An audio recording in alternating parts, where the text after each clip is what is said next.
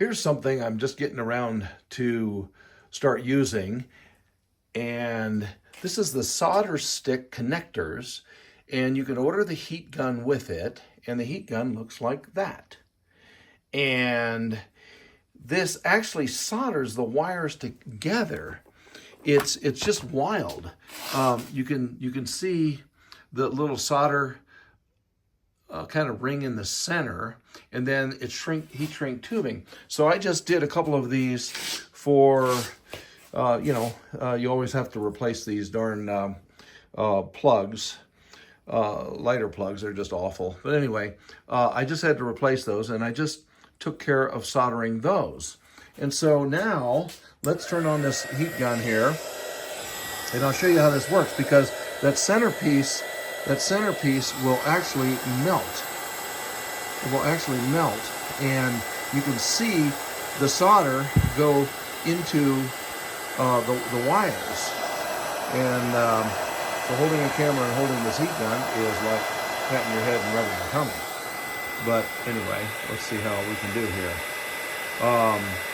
But the heat goes on, and here in a minute, you'll be able to see. Let's see here. There we go. Now, you see the solder starting to melt, and it's changing form a little bit.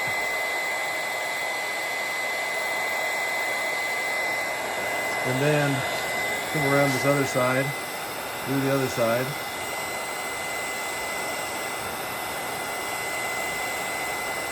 And that big chunk of solder right here is just starting to melt, like right now.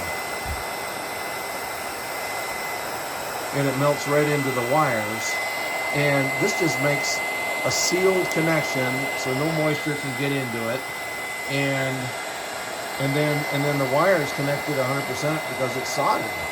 So these things are not that much money. They hardly cost anything comparatively. And the old crimp connection, splice connection underneath the truck or whatever, this is the way I'm going to be wiring my lights on my new truck bed for sure, which is why I made this little fixture here, because trying to hold these wires exactly where they need to be is just kind of difficult. So I figured a couple little clothespins on a little 2x4 screwed down would help quite a bit, and then I can take that and actually hang that up when I'm working on the wiring for my truck, right, wherever the wiring is. So anyway, good stuff. This is solder stick connections and the heat gun, and really seems to work well.